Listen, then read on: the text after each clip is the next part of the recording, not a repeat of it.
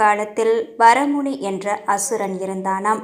அதிக தலைகணம் கொண்ட அவன் தனக்கு நிகர் யாரும் இல்லை என்ற கர்வத்தோடு பூவுலகையும் முனிவர்கள் வாழும் இடங்களையும் சூறையாடி கொண்டிருந்தான்.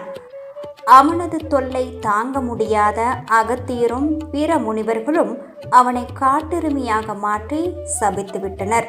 இதற்கிடையில் ரம்பன் என்ற இன்னொரு அரக்கன் இருந்தான். அவன் கடும் தவம் புரிந்து தனக்கு மிகவும் பலசாலியான ஒரு மகன் வேண்டும் என்று அக்னி பகவானிடம் ஒரு வரத்தை பெற்றான். நீ யார் மீது ஆசை கொள்கிறாயோ அவர் மூலம் உனக்கு மிகவும் பலசாலியான மகன் கிடைப்பான் என்று அக்னி பகவானும் அவனுக்கு வரத்தை அளித்தார். இதனை அடுத்து ரம்பன் ஒரு காட்டுக்குள் சென்று கொண்டிருக்கும் போது காட்டெருமையாக மாறியிருந்த வரமுனி மீது ஆசை கொண்டு தானும் ஒரு எருமையாக மாறி மகிஷாசூரன் என்ற மகனை பெற்றுக்கொண்டான். 2 கொடூரமான அரக்கர்களுக்கு பிறந்தவனான மகிஷாசூரன் மூவுலகிலும் மிக பெரும் பலசாலியாக திகழ்ந்தான்.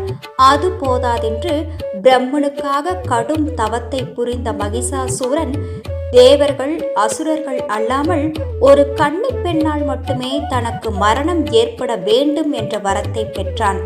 அதன் பிறகு அவன் அட்டகாசம் அதிகரிக்கவே அவனை வதம் செய்ய பராசக்தி அவதாரம் எடுத்தாள்.